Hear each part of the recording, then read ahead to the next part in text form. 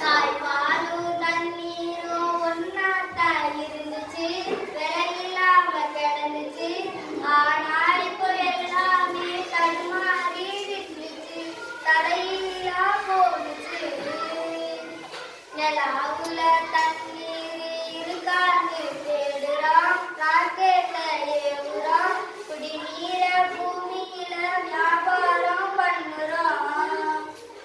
ஆயிருக்கும் பக்கத்துல ஊரு வாழ்ச்சு, வரலாறு சொல்லுச்சு.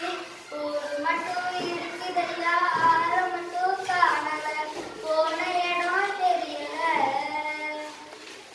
பரவரட்ட காடுகளை பாவிசலம் கழிக்குது, நன்றி மறந்து சிரிக்குது.